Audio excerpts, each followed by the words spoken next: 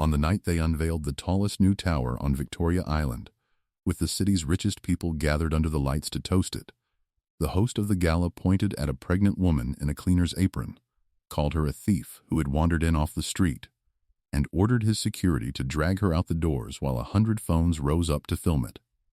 Adeze Nwakanma did not scream, and she did not beg, and she did not run, though she could not have run far. She let the guard take her arm, and she walked where she was pulled, one hand pressed to her side, where a worn cardboard tube rode against her ribs, and she looked back once at the great glowing model of the tower turning slowly on its lit plinth in the center of that room, and the people filming her did not know, and the man who had her dragged out did not know, that the woman being thrown from the building's own launch was the architect who had drawn it. The room did the thing a room of rich people does when something small and cruel happens in the open, and no one is sure it is their business to stop it. A few of them frowned. Most of them filmed. A photographer turned his long lens from the model to the woman in the apron, because a pregnant cleaner being dragged from a gala was, he understood with the cold instinct of his trade, the picture of the night. And Adeze felt the cool air reach her as the doors opened, and the hard grip on her arm, and against her side, under the dark uniform they had given her for the evening, the stiff edge of the rolled drawings she had carried for years, the only thing she owned that could not be taken from her again. She lifted her chin the way her mother had taught her, and let them believe she was no one. The host did not know that she knew that building better than any man in the room, that she had drawn every floor of it. The way the light would fall through the eastern glass at this exact hour, the very curve of the lobby they were dragging her across. He thought he was removing a gatecrasher who had put her dirty hands too near the precious model. He saw an apron, and a swollen body, and a face he had decided in advance was beneath his notice. He had spent his whole comfortable life seeing only the apron. Adeze Nwakanma was 28 years old, and that evening she had come to the gala not as a guest, but as part of the cleaning crew the catering firm sent ahead to wipe the glass, lay the floors, and stand quietly along the walls until needed. She rose most mornings before light in a single rented room on the mainland, ate little so the rent and the clinic fees would stretch, and rode 2 crowded buses to scrub floors for a wage that did not match the work.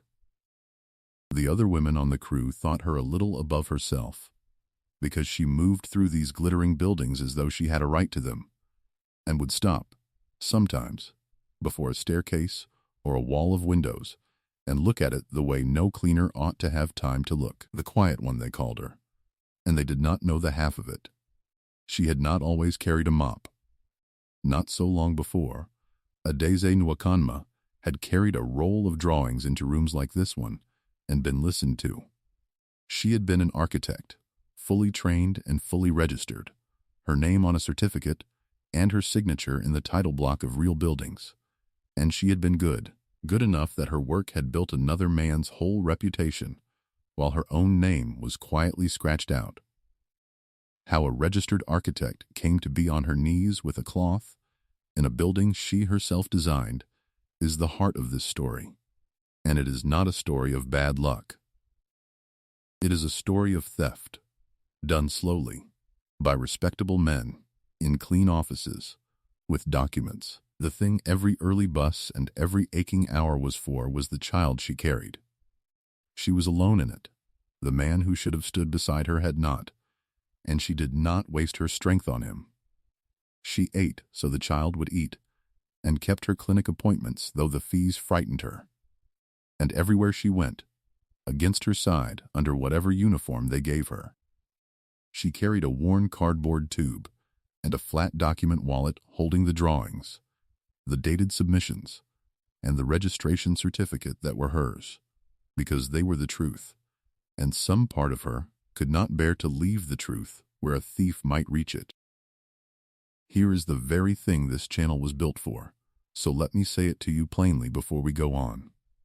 If you have ever done the work and watched someone else take the credit, ever been treated as nothing by people who would not have dared if they knew what you had actually built, and kept your dignity anyway, because losing it would have cost more than swallowing the insult. Then you already belong here with us, under the Baobab. Take one moment to subscribe to Baobab Tales, because the quiet, overlooked, hardworking people who carry the truth and ask for nothing until the day it has to be spoken are exactly the ones these stories are told for. And I do not want you to miss what a rich man's Gala was about to do to a Daisy Nwakanma, or what a stack of stamped, dated drawings was about to do right back. To understand the pregnant woman being dragged across that gleaming lobby, you have to go back, past the apron and the gala, to a bright morning 4 years before, when a Daisy Nwakanma walked into the offices of a respected Lagos development and design firm with her certificate in her bag and her whole future ahead of her. She was the daughter of a roadside trader who had sold pepper and small things to put her through school, and she had earned her place by being twice as careful and twice as patient as anyone around her. She joined as a junior architect, and within 2 years she was the one the senior people quietly handed the hardest problems, because she solved them, and because she did not ask for credit, which they mistook for not wanting any. The firm was run, in all but title, by a man named Chief Banji Adeyemi, a smooth developer in his late 40s, with a famous smile and a famous name. The kind of man who could fill a room with his voice and empty a younger person's confidence with a single mild word. He was not, to look at him, a villain. He gave to the right causes, sat on the right boards, and spoke beautifully at industry dinners about mentoring young talent. It took a Daisy longer than it should have to understand that the praise in public was the precise mirror of the theft in private. That the man who told a room how proud he was of his young people was the same man who would put his own name on what those young people made. And what a Daisy made in her 3rd year at the firm was the tower. A wealthy investment group wanted a landmark, a tall mixed-use building on a prime stretch of Victoria Island, and the brief drifted down, as the hard briefs did, to a Daisy's desk. She gave it everything she had. For the better part of a year she drew, and redrew, and solved the 1,000 quiet problems a tall building is. How it would stand, how it would breathe, how the light would move through it, how the lower floors would meet the street so that a person walking past felt welcomed and not crushed. When it was finished, it was, everyone who saw the early drawings agreed, something special. Her name was in the title block of every sheet, signed, with her registration number beside it, because that is how the work of an architect is claimed and protected. She remembers the day she handed the completed design up to Chief Banji, because it was one of the proudest days of her life, and because, looking back, it was the day the theft began. He praised it lavishly, told her it was the best thing the firm had produced in years, and then, gently, over the following weeks, in the quiet administrative way such things are done, her name began to disappear. New title blocks were prepared for the client presentation, cleaner ones, the firm's name large, and the lead designer given as Chief Banji Adeyemi himself. Her exact drawings went up to the investors under his name. When she raised it, carefully, she was told she was being naive about how the industry worked, that the firm held the rights to work produced under its roof, that a young architect should be grateful her design was being built at all, and not worry whose name sat in the corner. It was the oldest trick in any business where one person makes a thing and another owns the room. He did not steal her drawings in the night, he took them in daylight, with paperwork, leaning on the simple fact that he had power and she did not, and that the truth, without the power to make people listen to it, is a very quiet thing. A Daisy was young and frightened and needed the job, and so for a time she told herself what frightened young people tell themselves, that it would even out, that a person who did good work would surely be rewarded in the end. She let it go once. She should not have. Because men like Chief Banji learn everything they need to know about a person from whether they let it go the first time. But she did not stay quiet forever. As the tower moved toward groundbreaking, and it became clear that Chief Banji meant to ride her design all the way to the kind of fame that makes a developer untouchable, something in Adaize straightened. She had not watched her mother keep a straight back over a pepper tray to grow into a woman who would let her own work be lifted from her hands. So she did the brave, dangerous thing. She gathered her evidence carefully. Every dated sheet with her name still on it. Every early submission. The records that proved the design was hers, before his name was ever typed over it. And she went, not to Chief Banji, but over his head to one of the principal investors, and told the truth plainly, that the man being celebrated as the designer of their landmark had not designed it, and that she could prove it. She thought, in her honesty, that the truth would be enough. It was not, because she had not yet understood that Chief Banji did not work alone. The firm's contracts and paperwork and quiet arrangements were managed by a partner named Mrs. Folake Coker, a polished, controlled woman in her 40s, who had built her position on being indispensable to powerful men and asking no awkward questions. When word reached the office that the junior architect had gone to an investor with documents, it was Mrs. Coker, not Chief Banji, who moved. Because Chief Banji never did his own ugly work, and she moved with the cold efficiency of a person who has done this before. What they did to Adaize was not a shout. It was a process. She was called into a meeting and told, with great regret, that her conduct had raised serious concerns. Records appeared that she had never seen, suggesting she had taken firm property and behaved improperly.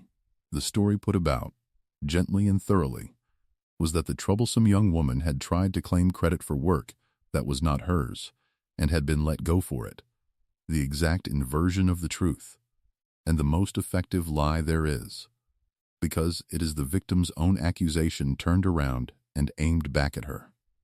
She was dismissed. And then, worse than dismissed, she was followed. Mrs. Coker made certain, through the careful word in the right ear, that the young architect with the credit problem found every door in the small world of Lagos design quietly shut.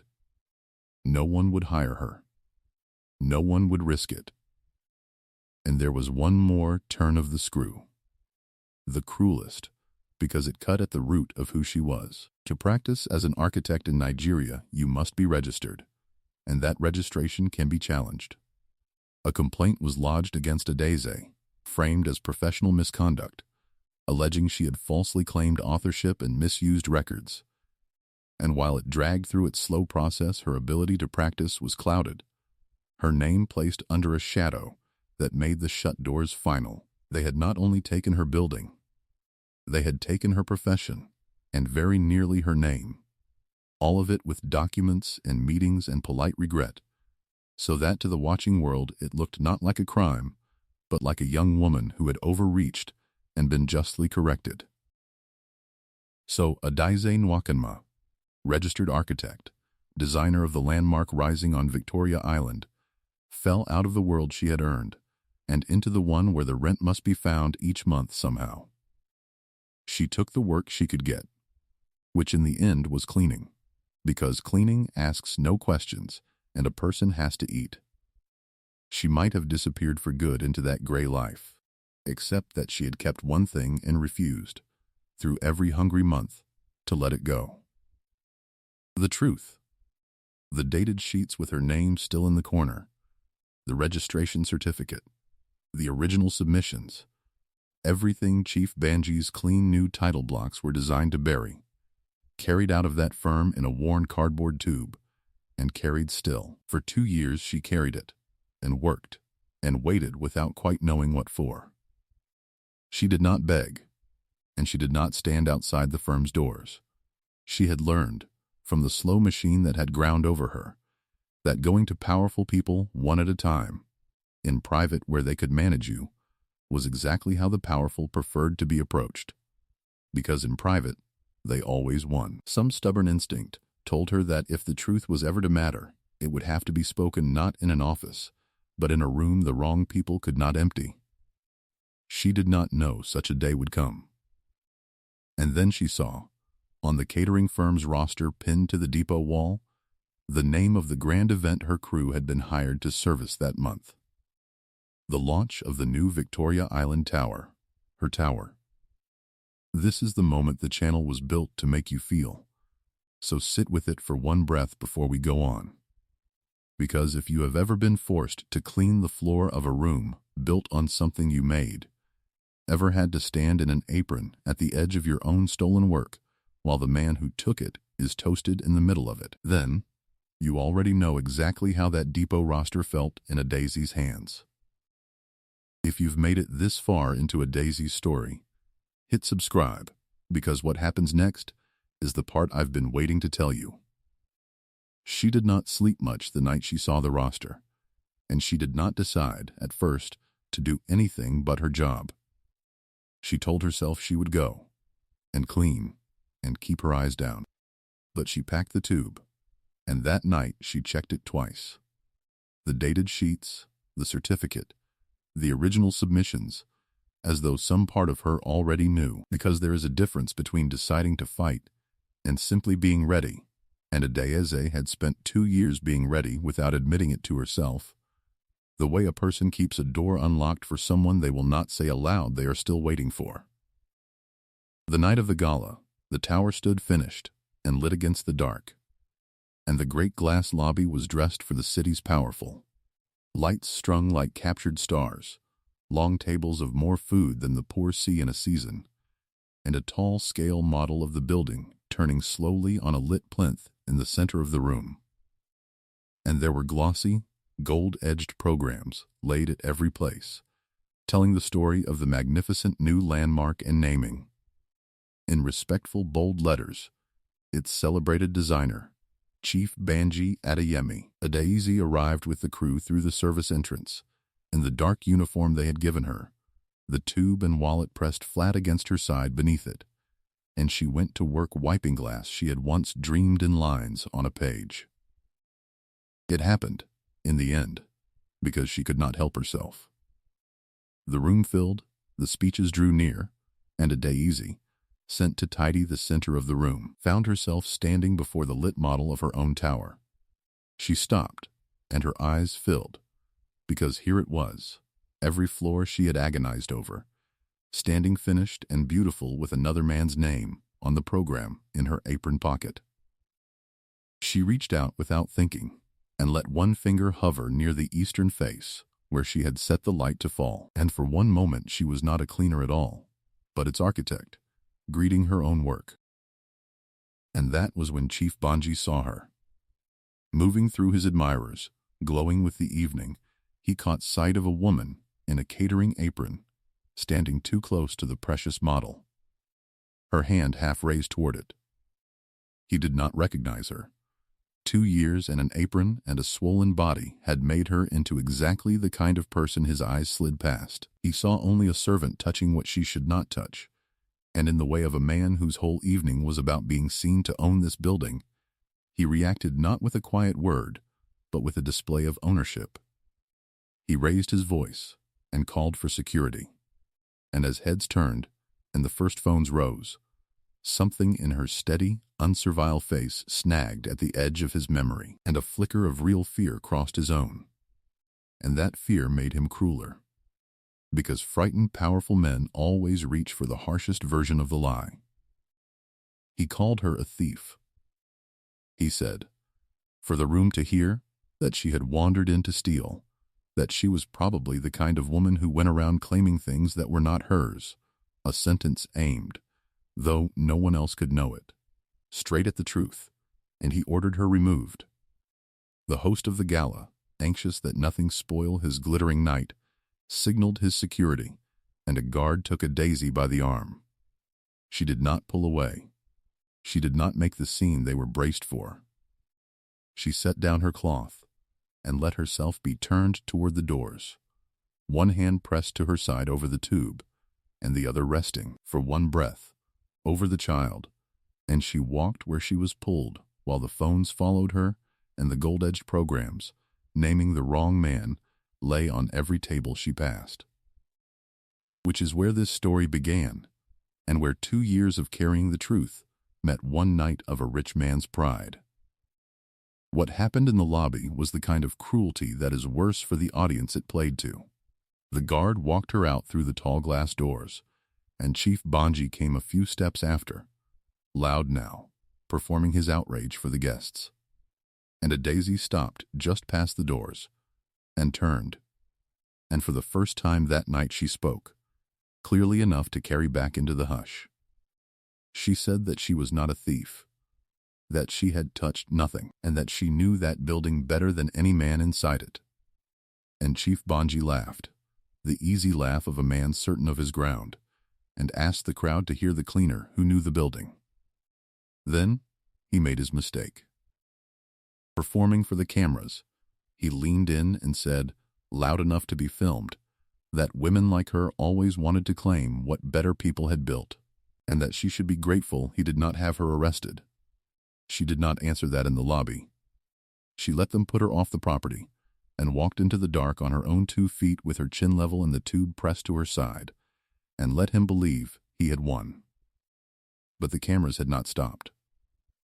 A dozen guests had filmed the whole of it, the dragging, the apron, the rich man's pointing hand and his ugly laughing words, and a pregnant woman being thrown from a glittering gala is precisely the thing the city cannot look away from. By the time a daisy reached the bus stop, the first clips were already climbing. By morning, the footage of the pregnant cleaner dragged from the tower's launch was everywhere, and the city was furious on her behalf, not yet knowing the half of why it should be. She did not break down on the long road home. She rode the bus across the city with her hands quiet over the child and the tube, climbed the stairs to her single room, and only there, with the door shut, did her hands begin to shake. Because it is one thing to be poor, and another thing entirely to be dragged from a room you built, in front of cameras, by the very man who built his name on your erased one, and called a thief for standing near your own creation. That night was the lowest Adeze had been since the day they took her registration. But she was not, this time, entirely alone. Mama Ngozi, the stout senior woman on the crew who had ridden the bus beside her for a year and seen the whole thing at the gala, climbed the stairs after her and sat with her in the lamplight, fierce and loyal, saying that a man who could have a pregnant woman dragged from a party and laugh about it was not a big man but a coward in a fine suit, and that all of Lagos was watching the clip and all of Lagos was disgusted.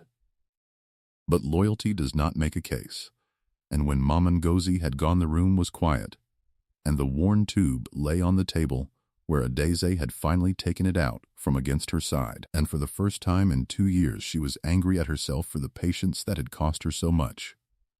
All that careful waiting, all that holding of the truth against her ribs, and what had it bought but a viral clip of her own humiliation? And then, because her hands needed something to do that was not despair, she opened the tube and spread the sheets on the little table by lamplight. The dated drawings of the tower, with her own name signed in every corner. The original submissions stamped before Chief Banji's clean new title blocks were ever made. The certificate that said she was, whatever they had clouded, an architect. She had carried them so long she had half stopped truly seeing them. Now she looked, and what she saw, on the very night she had been called a thief in front of the city, was not a private grief at all. It was proof, and she understood slowly, her heart beginning to beat differently, exactly the thing the whole furious city had just been given, by the man's own cruelty, a reason to want to see. Because the footage had changed everything, and Adeze, drying her eyes, began for the first time to think not like a woman who had been dragged out, but like a woman who had been handed a room. For 2 years the trouble had been that no one would listen. The powerful had made sure of it, one quiet shut door at a time. But Chief Banji, in his pride, performing for the cameras, had done the one thing his partner Mrs. Coker had spent 2 years preventing. He had made the matter loud. He had created, with his own pointing hand, The very thing Daisy had stopped believing she would ever have. A room the wrong people could not empty. A whole watching city that could not be silenced and was already demanding to know who the pregnant woman was. All she had to do now was give the city the answer and put the proof where. This time, it could not be buried. But she knew, even in the lamplight, that a stack of drawings in a poor woman's room was still one person's word against a famous man's, and that Chief Banji and Mrs. Coker would call every sheet a forgery the moment it surfaced, the way they had called her a liar before. She needed someone the world could not wave away. Someone official, whose word about a registration and a stamp would land with the weight of the institution behind it. And she remembered a name. During the slow months when the complaint against her registration had dragged on, one person on the professional body's side had looked at her not as a problem to be processed, but as a person, an architect of the older generation, a member of the registration council named Architect Folasad Bayo, who had quietly told Adeze that something about her case did not sit right, and that if she ever had the proof, she should bring it. So the next morning, instead of riding to a job, Adeze put on her best plain blouse, wrapped the drawings in clean cloth, and went across the city to find Architect Folasad Bayo. Architect Bello listened to the whole of it without once interrupting, then asked to see the drawings. Adeze laid them on the desk, sheet after sheet, the dated tower, the signed title blocks, the stamped submissions, the certificate, and Architect Bello went very still, put on her glasses, and looked for a long time. Because she knew, as only another architect could, exactly what she was looking at. Registered, dated, signed original design work for the very building the whole city had just watched its supposed designer drag a pregnant cleaner out of. That was the turn. The moment of viral humiliation became a reckoning that could actually be won. Architect Bello told Adeze what she held, in the calm voice of a person who has spent a career around evidence. The dates were the spine of it. The submissions in Adeze's name predated, by many months, anything Chief Banji had ever lodged, and the registration record could be checked against the council's own files by people who could not be bought. The complaint used to cloud Adeze's name could now be seen for what it was, a weapon manufactured to bury exactly this. And Architect Bello said, with the cold satisfaction of an honest professional who finally has the proof of a rot she long suspected, that she had wondered for 2 years about the case against this young woman, and that she would not only verify these records, she would say so in any room they liked, with the authority of the council behind her. The drawings would clear Adeze's name, and in clearing it, expose the man who had stolen her work and the partner who had forged her removal. Now Adeze had her proof and her witness, but she said the thing she had been turning over since the night she spread the sheets under the lamp. Not in an office, she said, and not in a slow tribunal years from now, where the firm's lawyers could bury it the way they had buried her before. She wanted it done where they could not look away. And the city, in its fury over the footage, had handed her the room. For the developers, badly stung by the viral clip, had hastily arranged a press conference at the tower. A chance for Chief Banji to stand before the cameras, express his regret about the unfortunate misunderstanding with a member of the catering staff, and remind everyone of his great achievement. He meant to use the room to bury the story. Architect Bello looked at Adeze a long moment, and then she smiled, because it was exactly what she would have advised, and far more satisfying coming from the client herself. They would let him gather his cameras, and then they would walk in. The day came, and Chief Banji's people had dressed the tower's lobby for damage control, the model turning again on its plinth, the cameras of the real press arranged before a podium.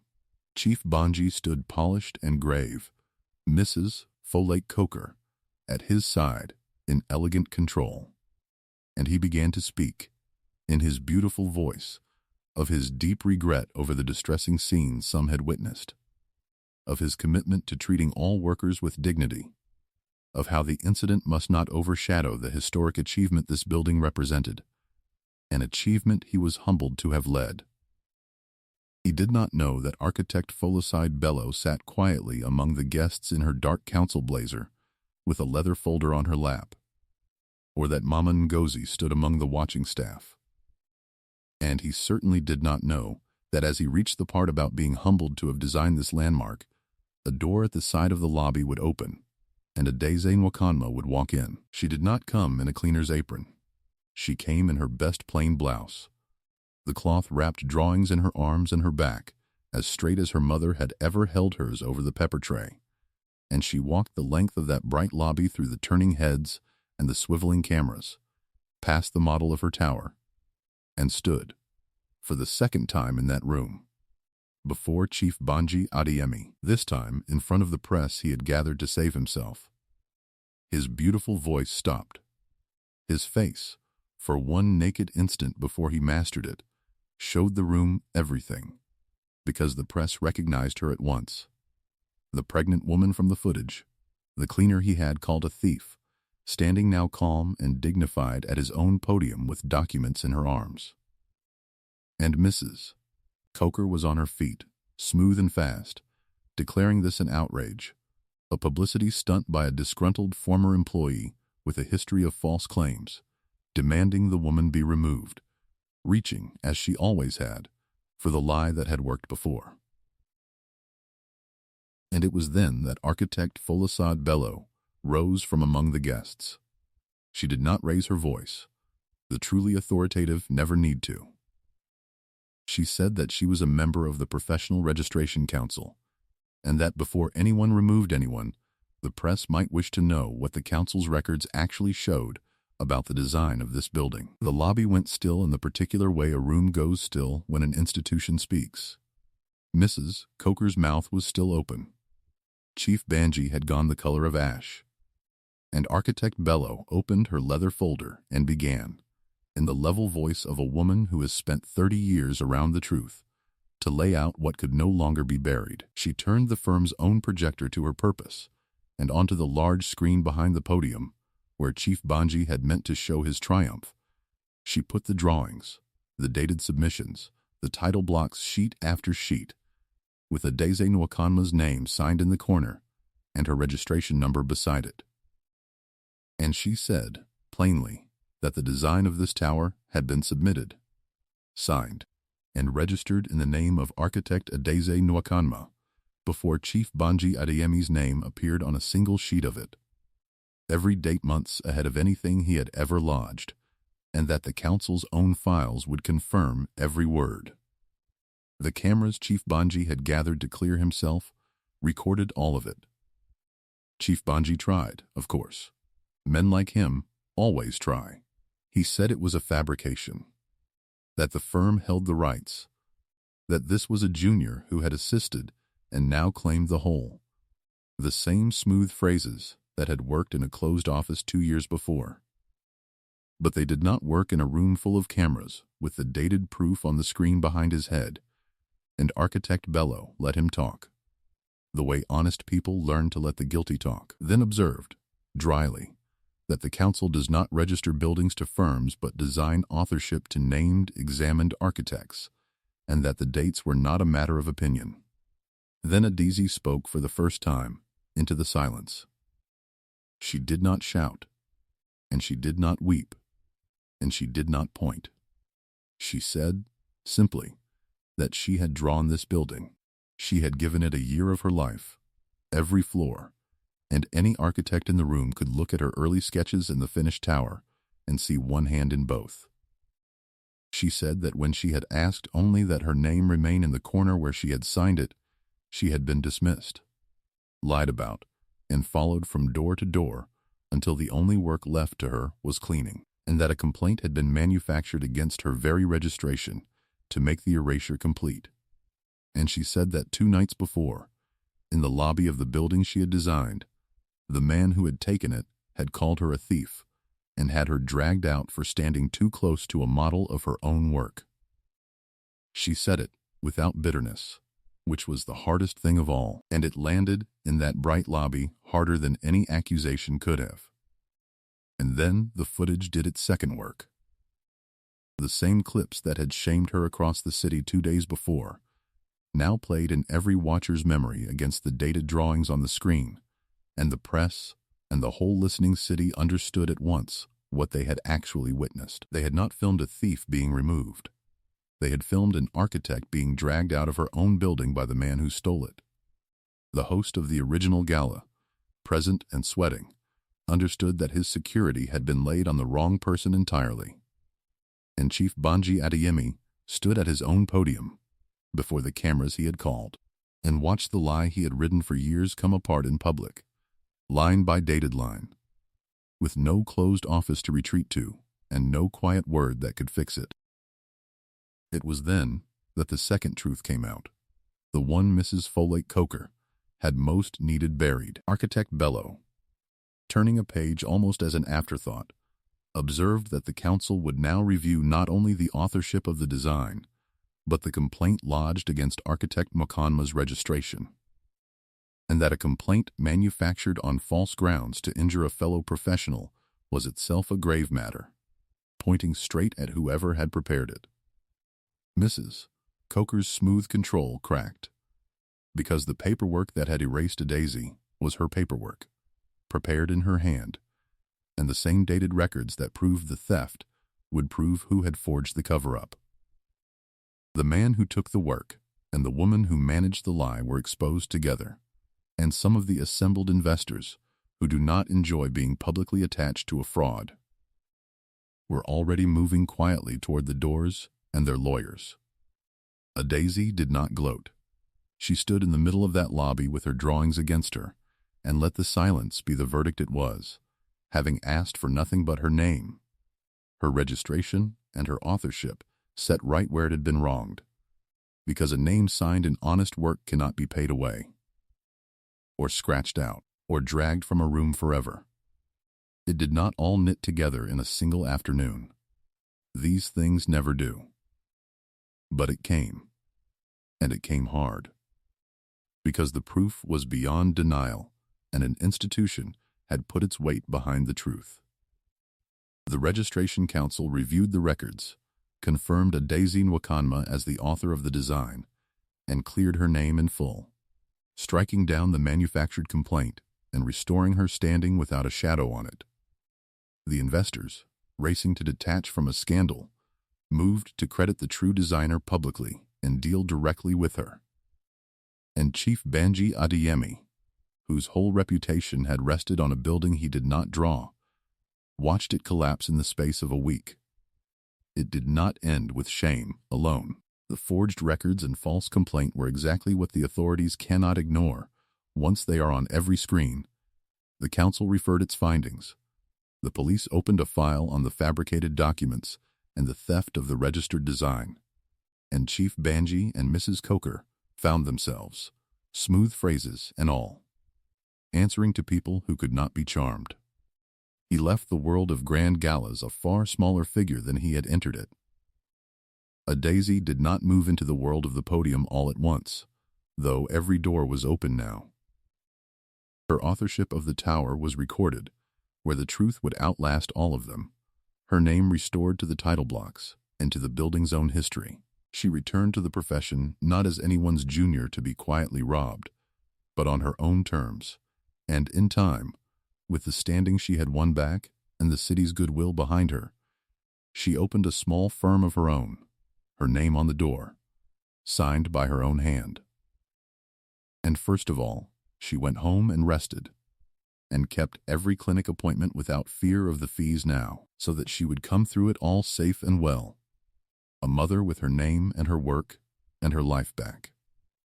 She kept faith with the people who had stood by her. Mama Ngozi, who had ridden the bus beside a cleaner and never once treated her as less. And architect Folasade Bello, who had remembered a young woman's case for 2 years and risen, when it mattered, to speak the truth, with an institution behind her. And with her firm established, she did a thing that set right something larger than herself. She sought out the young designers Chief Bonji's old firm had been quietly exploiting. The junior architects whose work had been lifted into other people's title blocks the way hers had been, and gave them what no one had given her: contracts that named them, credit that stayed theirs, and the plain assurance that in her house, the person who drew the line would keep their name in the corner of it. There was an evening, months after, the day's work done and her own small office quiet, when Adeze spread the old drawings on her own desk one more time, the dated sheets of the tower with her name signed in every corner. And she did not weep this time, and she was not angry this time. She looked at the title block she had once carried for 2 years against her side like a wound, and saw it now for what it had always been. Not a grief, but a deed. The truest thing she owned. The proof that the building rising over Victoria Island had been drawn by her hand before any man dared put his name on it. She smoothed the dated page with her signature in the corner. The only inheritance her own work had ever owed her. And it was not nothing. And it had never been nothing. So here is what I would leave with you tonight, before the light goes. The world will always find it easier to drag a poor woman out of a room than to ask whether the room is hers, and quicker to call her a thief at the door than to admit she built the very thing they are toasting inside. But the truth of what a person has made cannot be scratched out of the record forever. And a name signed in honest work has a way of being spoken at last, even off an old dated sheet, in a room where, this time, no one can look away. They filmed her dragged out as a thief, and the same footage that shamed her became the thing that proved her, and the lie did not hold. So, I will ask you this, and I will be reading every answer. If you had been Adeze Nwakanma, your finest work stolen, and your name scrubbed out until the only job left was cleaning the floor of your own stolen building, would you have given up and let the credit stay stolen? Or would you have done what she did, kept the proof against your side for years, and walked back into the room to make them say your name? Tell me honestly which of those two you are. The one who lets it go, or the one who waits, and stands, and takes back what was always hers. And so the fire burns low under the old Baobab tree. Stay a while, and tell me in the comments where you watched from.